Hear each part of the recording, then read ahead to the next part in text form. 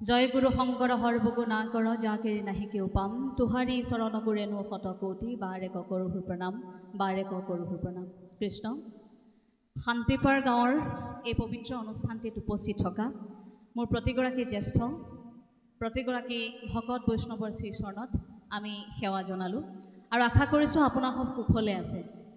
আৰম্ভণিতে কৈ লওঁ, স্বাস্থ্যটো অকণমান বেয়া, কিন্তু গোবিন্দ ফুকন ডাঙৰীয়া ইমান জোৰকৈ ধৰিলে নাহিলেই নহ'ব, আহিবই লাগিব। গতিকে অকণমান চিকিৎসকৰ পৰামৰ্শ লৈ হ'লেও আপোনালোকৰ আশীৰ্বাদ গ্ৰহণ কৰিবলৈ আহিলোঁ।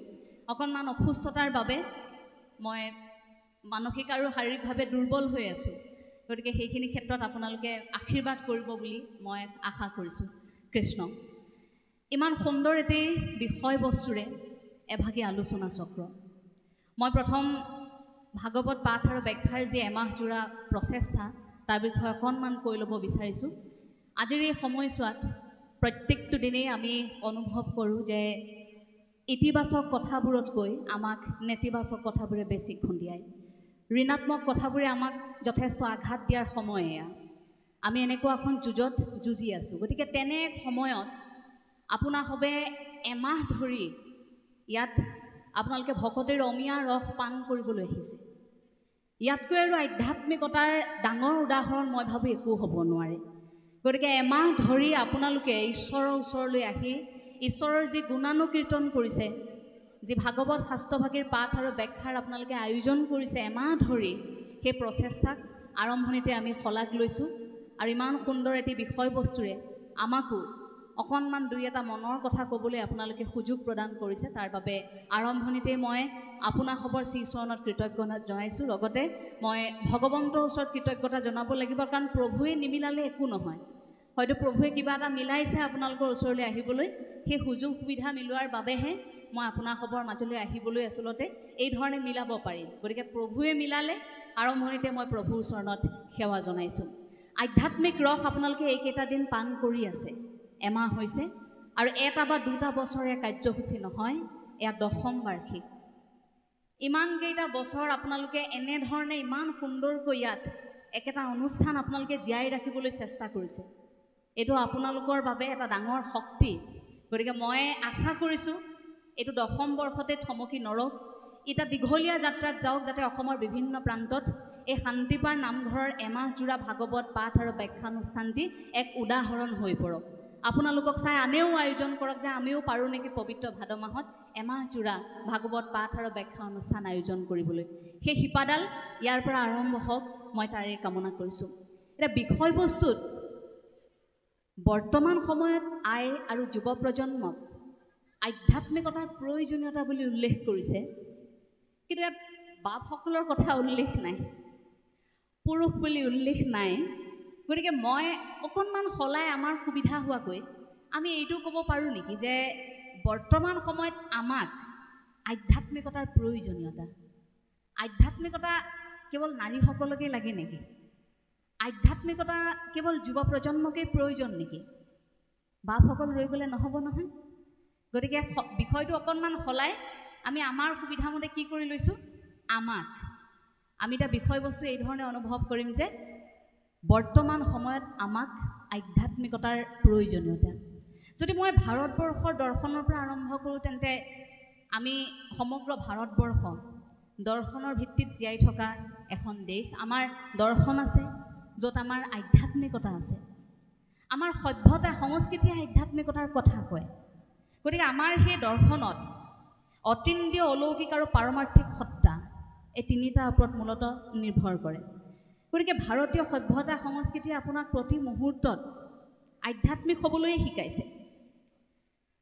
আমি যিখন দেশত যুদ্ধৰ সময়ত শিষ্যই গুৰুৰ পৰা আশীৰ্বাদ লয়, যিখন দেশত মাতৃৰ আজ্ঞা পালন কৰিবলৈ গৈ নিজে জয় কৰি অনা ভাজ্যাক ভাতৃৰ সৈতে ভাগ কৰি ল'ব পাৰে, যিখন দেশত নিজৰ ভৰ যৌৱন ত্যাগ কৰি পিতৃৰ বচন ৰাখিবৰ বাবে প্ৰতিজ্ঞা পূৰণৰ অৰ্থে সেই সকলো মায়ামোহ ত্যাগ কৰি 14 বছৰ বনবাস খাটিব পাৰে, সেইখন দেশত যদি যুৱ প্ৰজন্ম উশৃংখল, সেইখন দেশত যদি যুৱ প্ৰজন্মক লৈ নেতিবাচক কোনোৱে কিবা কথা কয়, আমিবোৰে জানো কষ্ট নাপাওঁ?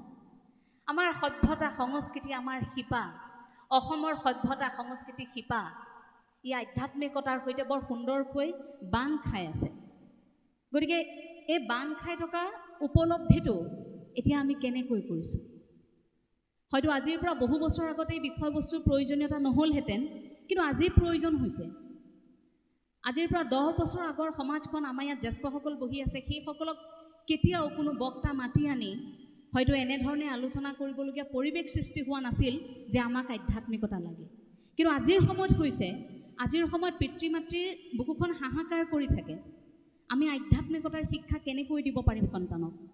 আমি আধ্যাত্মিকতাত কেনেকৈ থাকিম? গাঁওখনত আধ্যাত্মিকতা কেনেকৈ থাকিব? আধ্যাত্মিকতা কি, কেনেকৈ, কিয় প্ৰয়োজন আমাৰ জীৱনত, তাক লৈ আপুনি মই এতিয়া ধৰফৰাই ফুৰিছোঁ, যাৰ বাবে এতিয়া আপোনালোকে আজি আমাক আমন্ত্ৰণ জনাই আনিছে।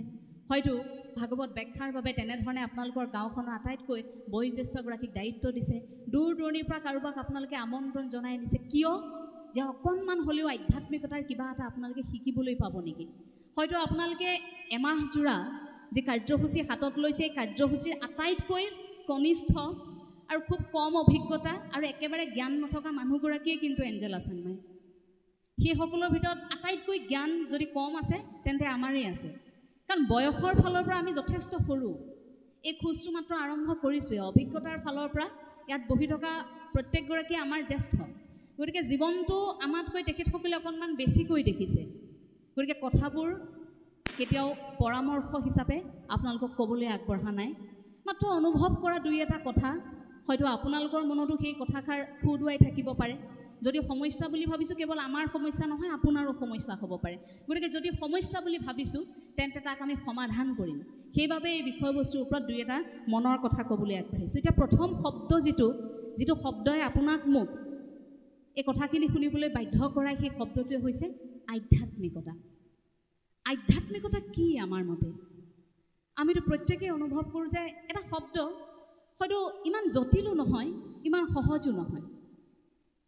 যদি একেবাৰে সহজভাৱে আমি লওঁ আধ্যাত্মিকতা কি, ই আত্মাৰ চেতনাৰ উপলব্ধি বুলি আপুনি মই ক'ব পাৰোঁ। অৰ্থাৎ আপুনি এই মনুষ্যৰ শৰীৰটো কঢ়িয়াই ফুৰিছে, কিন্তু ভিতৰত কিবা এটা আছে, অন্তৰখনৰ ভিতৰত কিবা এটা আছে।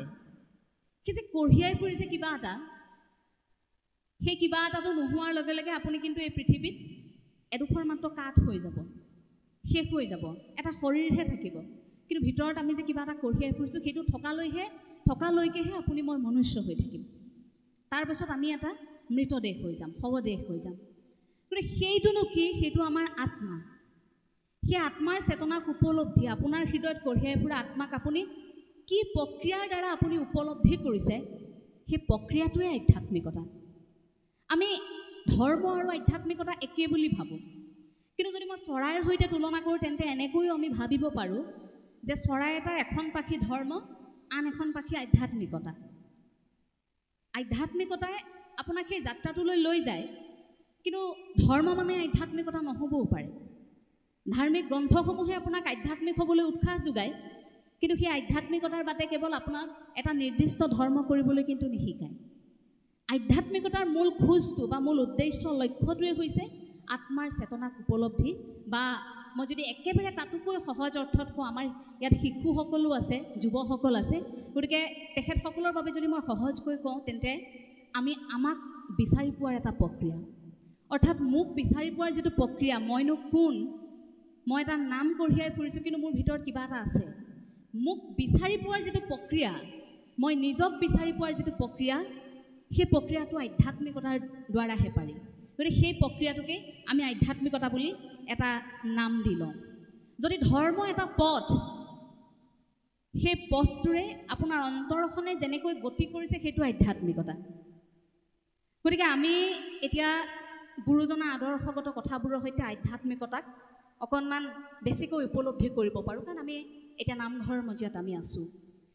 এই গুৰু আসনৰ সন্মুখত আপুনি মই বহি আছোঁ। গুৰুজনাই সৃষ্টি কৰা এই শ্ৰীমদ ভাগৱত শাস্ত্ৰ কীৰ্তনৰ ব্যাখ্যাও হয়তো চলিছে, মহাপুৰুষ শ্ৰী শ্ৰী মাধৱদেৱৰ নামঘোষাৰ ইয়াত ব্যাখ্যা চলিছে। তাৰ মাজত আপুনি মই কি কৰিছোঁ, আধ্যাত্মিকতাৰ ৰস পান কৰিছোঁ। আপুনি মই যে একেলগে আহি ইয়াত বহিছোঁ, একেলগে কৃষ্ণৰ কথা শুনিছোঁ, এয়া আধ্যাত্মিকতাৰ আমাৰ এটা প্ৰক্ৰিয়া আৰম্ভ হৈছে ইতিমধ্যে। গতিকে নতুনকৈ আধ্যাত্মিকতাক আমি বুজিবলগীয়া অসমৰ ৰাইজে অন্তত নাই, কাৰণ আমাৰ সন্তান জন্ম হোৱাৰ লগে লগে সেই ঘৰখনত আধ্যাত্মিকতাৰ বীজ ৰোপণ কৰা হয়। শিশু অৱস্থাৰ পৰাই আমাৰ সন্তানে দেখে আধ্যাত্মিকতা কি, আৰু একেবাৰে মৃত্যুৰ সময়লৈকে, কাৰণ সেই সময়টো আমাক কি কোৱা হয়, ঈশ্বৰৰ নাম লোৱা বুলি আমাক কোৱা হয়। গতিকে সেই সময়খিনিতো আমাক ঈশ্বৰৰ নাম ল'বলৈ কোৱা হয়, অৰ্থাৎ আমি সেই বিষয়বস্তুৰ সৈতে জড়িতই। এই আধ্যাত্মিকতাৰ মাজত আমাৰ গুৰুজনাই এটা দিশ জড়িত কৰোৱাই থৈ গ'ল তাত, যে আধ্যাত্মিকতাৰ মাজত মোৰ সমাজখন থাকিব, মই সপোন দেখা এই সমাজৰ লোকসকল থাকিব, কিন্তু কেনেকৈ থাকিব? আধ্যাত্মিকতাৰ মাজত থাকিলেও তেখেতসকলক মই এটা স্থান দি থৈ যাব লাগিব, এঠাইতটো বহিব লাগিব, কাৰোবাৰ কথাটো চিন্তা কৰিব লাগিব নে ইয়ালৈ আহি কাৰ কথা কোনে চিন্তা কৰিব? গতিকে সেইবাবে হয়তো গুৰুজনাই সেই এক দেও এক সেও এক বিনে নাই কেও, সেই যে এক ঈশ্বৰবাদৰ ধাৰণাটো আৰম্ভ কৰিলে। আমি সাধাৰণতে ভাবি থাকোঁ যে গুৰুজনাই ধৰ্ম প্ৰচাৰ কৰিবলৈ নামঘৰ প্ৰতিষ্ঠা কৰিলে, ধৰ্ম প্ৰচাৰ কৰিবলৈ হয়তো নাট ৰচনা কৰিলে, ধৰ্ম প্ৰচাৰ কৰিবলৈ হয়তো গুৰুজনাই সংস্কৃতিৰ যিবোৰ সৃষ্টি কৰিলে, অনবদ্য উপাদান আমালৈ আগবঢ়াই থৈ গ'ল, সেইখিনি ধৰ্ম প্ৰচাৰ কৰিবলৈহে কৰিলে। কিন্তু কথাটো যদি ওলোটাই আপুনি চায় যে নহয়, গুৰুজনাই এখন সংস্কাৰমুখী সমাজ গঢ়িবলৈ ধৰ্মৰ আশ্ৰয় লৈছিল। নহ'লে চৈতন্যদেৱৰ দৰে বা আন আন যিসকল ধৰ্মৰ পুৰুষ আছে সেইসকলৰ দৰে আমাৰ গুৰুজনায়ো তেনেধৰণৰ এভাগ দৰ্শন শাস্ত্ৰ উলিয়াই এটা নিৰ্দিষ্ট ধৰ্ম উলিয়াই সেই ধৰ্মটোতে আমাৰ ৰাইজক থাকিবলৈকে বাকীখিনি কাম কাজ নকৰিবও পাৰিলেহেঁতেন। কিন্তু নহয়, এখন সংস্কাৰমুখী সমাজৰ কথা চিন্তা কৰিছিল, য'ত আধ্যাত্মিকতা থাকিব, য'ত নতুন প্ৰজন্মৰ পৰা আৰম্ভ কৰি প্ৰত্যেকটো প্ৰজন্ম আচলতে সেই প্ৰত্যেকটো প্ৰজন্মই মূৰ দাঙি জীয়াই থাকিব পাৰিব, য'ত সংস্কাৰৰ কথাবোৰ থাকিব, য'ত মানুহ হোৱাৰ আখৰা থাকিব। হয়তো গুৰুজনাই সেইখিনি চিন্তা কৰিছিল বাবেই হয়তো সেই ধৰ্মৰ আশ্ৰয় লৈছিল। কিন্তু আমি ব্যাখ্যাটো অকণমান ওলোটাকৈ ৰাখি তাক আমি ভাবি ল'লোঁ যে গুৰুজনাই ধৰ্ম প্ৰচাৰ কৰিবলৈ হয়তো এইখিনি কৰিছিল। গতিকে বিষয়বস্তু কেতিয়াবা ওলোটাই চালেও তাৰ অন্য এটা সোৱাদ পোৱা যায়। যেনে ধৰক ভাগৱত শাস্ত্ৰভাগীৰ ইয়াত পাঠ আৰু ব্যাখ্যা চলিছে। যদি ভাগৱত শাস্ত্ৰভাগীৰ আপোনালোকে প্ৰত্যেকেই সদায় এটা ভাৱ ধাৰাৰে আপুনি তাক উপলব্ধি কৰিছে, বিভিন্ন ধৰণৰ বিষয়বস্তু ধাৰ্মিক এজন ব্যক্তিয়ে ভাগৱত শাস্ত্ৰভাগীৰ ব্যাখ্যা কৰিছে। কিন্তু কেতিয়াবা অনুভৱ কৰকচোন, যদি পদাৰ্থ বিজ্ঞানৰ ব্যক্তি এগৰাকীয়ে ভাগৱত শাস্ত্ৰভাগীক যদি অনুবাদ কৰে, বা জীৱ বিজ্ঞানৰ মানুহ এগৰাকীয়ে যদি ভাগৱত শাস্ত্ৰভাগীৰ ভিতৰত সোমাই থকা বিজ্ঞানক উলিয়াবলৈ চেষ্টা কৰে, আমাৰ গুৰুজনাই কি কৈছিল, আমাৰ ধৰ্ম, আমাৰ আধ্যাত্মিকতা, আমাৰ দৰ্শন, তাত বিজ্ঞান আছে। সেইটো আইনষ্টাইনেও স্বীকাৰ কৰিছিল যে আমাৰ সেই দৰ্শনটোতে, ভাৰতীয় দৰ্শনটোত বিজ্ঞান আছে, তাত বিশ্বাস আছে। সেইবাবে হয়তো বিজ্ঞানীসকলেও ঈশ্বৰ বিশ্বাস কৰে। কিন্তু বিজ্ঞানীসকলে ঈশ্বৰ বিশ্বাস কৰে কেনেকৈ? আপুনি মই বিশ্বাস কৰা ঈশ্বৰজন নহয়। বিজ্ঞানীসকলে ঈশ্বৰ বিশ্বাস কৰে, তেখেতলোকে ক'ব বিচাৰিছে এটা নিয়ম, প্ৰকৃতি যিটো নিয়মৰ দ্বাৰা চলি আছে, পৃথিৱীখন যিটো শক্তিৰ দ্বাৰা আছে, সেই শক্তিটোক বিশ্বাস কৰে বিজ্ঞানীসকলে। আৰু সেই শক্তিটোক বিশ্বাস কৰিবৰ বাবে আপোনাক মোক জ্ঞানৰ প্ৰয়োজন। যদি জ্ঞান আমি অৰ্জন নকৰোঁ, তেন্তে আমি সেই বিজ্ঞানক উপলব্ধি কৰিব নোৱাৰিম। আৰু বিজ্ঞানক উপলব্ধি নকৰাকৈ দৰ্শন বা ধৰ্মতত্ত্বৰ কথা যদি আমি বুজিবলৈ যাওঁ, তেতিয়াই আপুনি মই হয়তো অন্ধবিশ্বাসৰ কবলত পৰোঁ। গতিকে ক'ৰবাত আমাৰ দৰ্শনটোৰ লগত বিজ্ঞানৰ কেনেকুৱা এটা সম্পৰ্ক, সেইটো আমি এতিয়া চালি জাৰি চোৱাৰ এটা সময়। মই ভাবোঁ যে ভাগৱত ব্যাখ্যাৰ এই সময়খিনিত কাষত আমাৰ দুগৰাকী অন্তত পদাৰ্থ বিজ্ঞানৰ, জীৱ বিজ্ঞানৰ ব্যক্তিও হয়তো থাকিব লাগে, যিসকলে ইয়াৰ মাজত সোমাই থকা বিজ্ঞানৰ তাত্ত্বিক কথাবোৰ, বিজ্ঞান কেনেকৈ জড়িত হ'ব পাৰে আজিৰ সময়ত। নহ'লে নতুন প্ৰজন্মক যদি আপুনি আনে যে ভাগৱতখন শুনি থাকাচোন, ইয়াত কি কয়, নতুন প্ৰজন্মই আপোনাক প্ৰশ্ন কৰিব যে এইখন এতিয়া কিয় শুনিব লাগে। আপুনি জোৰ কৰি লৈ আহিছে আধ্যাত্মিক চেতনাৰ বাবে, কিন্তু তেখেতসকলেতো আপোনাক প্ৰশ্ন কৰিব যে আজিৰ সময়ত মা প্ৰয়োজন কি ভাগৱত শাস্ত্ৰৰ, আজিৰ সময়ত নামঘোষাৰ প্ৰয়োজন কি, আজিৰ সময়ত গুৰুজনাৰ এই সৃষ্টি আজি কিয় চৰ্চা কৰিব লাগে। প্ৰশ্নটো যদি আমাক নতুন প্ৰজন্মই সোধে, তাৰ উত্তৰ আমি কেনেকৈ দিম? মই ভাবোঁ যে নতুন প্ৰজন্মৰ প্ৰশ্নৰ খুদুৱনি, বুকুৰ মাজত সোমাই থকা প্ৰশ্নবোৰৰ উত্তৰ বিজ্ঞানৰ জৰিয়তেও আমি দিব পাৰিব লাগিব।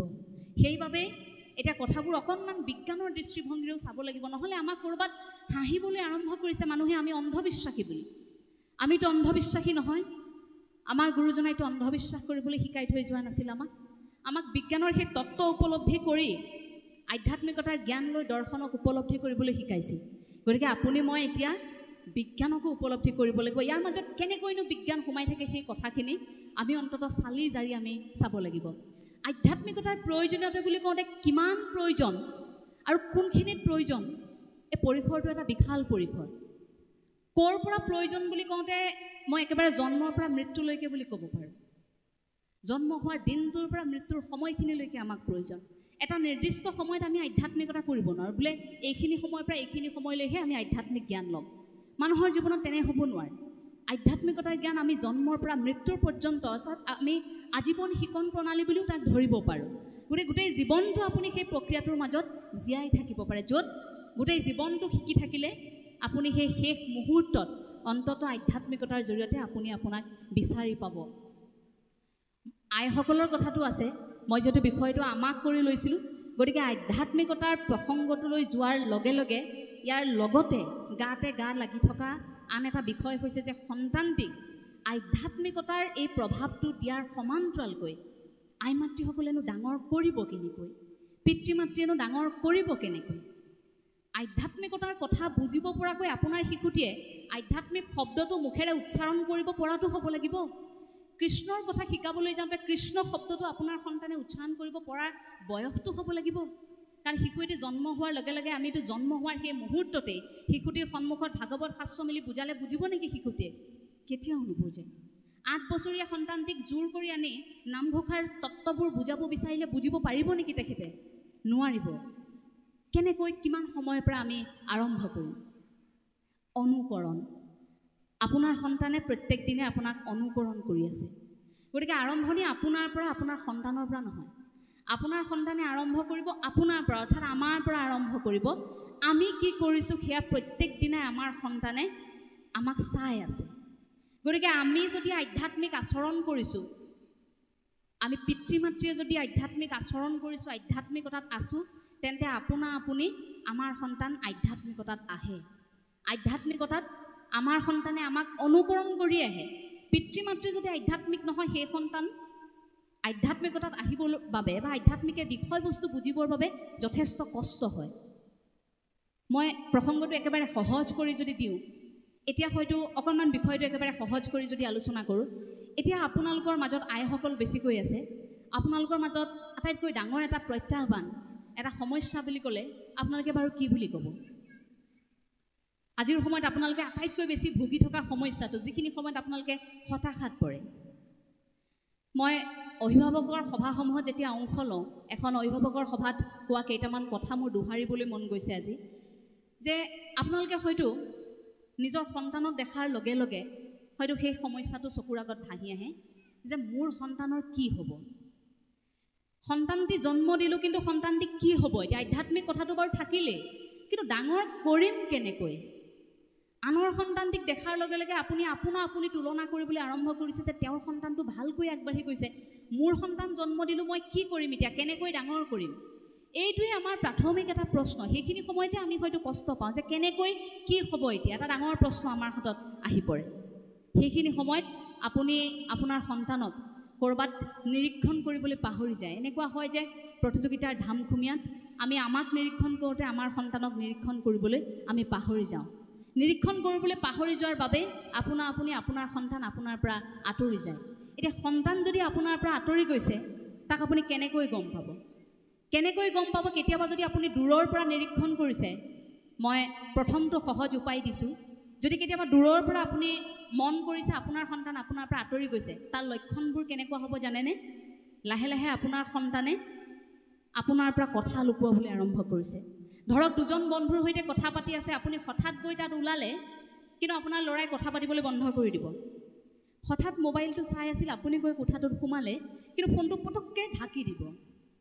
আপুনি গৈ পালে কাৰোবাৰ সৈতে কথা পাতি আছিল, আপুনি সোমোৱাৰ লগে লগে পটককৈ ফোনটো কাটি দিব, থৈ দিব। আপুনি কাইলৈকে তেওঁৰ ফোনটো দেখি আছিল, তেওঁ মোবাইলত কি চাই কি কৰিছে, কিন্তু আপুনি গম নোপোৱাকৈ আপোনাৰ সন্তানে তাত এটা পাছৱৰ্ড লগাই দিছে, আপুনি খুলিব নোৱাৰাকৈ। ক'ৰবালৈ গৈছে, আপোনাক কোৱা নাই, কিন্তু গম পাইছে দীঘলীয়া সময় বন্ধুবৰ্গৰ সৈতে কথা পাতে, কিন্তু আপোনাৰ সৈতে কেৱল কথা নাপাতে। তেতিয়াই আপুনি গম পাব যে আপোনাৰ ছোৱালীজনী বা আপোনাৰ ল'ৰাটো আপোনাৰ বুকুৰ পৰা লাহে লাহে আঁতৰি গৈছে। কিয় আঁতৰি গৈছে জানে? যে ক'ৰবাত আপোনাৰ প্ৰতি সেই বিশ্বাসটো এতিয়া নাই। হয়তো এই বুলিও ভাবিছে যে এই কথাষাৰ যদি মই মোৰ মাক কওঁ, এই কথাষাৰ যদি মই মোৰ দেউতাক কওঁ, হয়তো নুশুনিব পাৰে, কিন্তু মোৰ বন্ধুজনে শুনিব।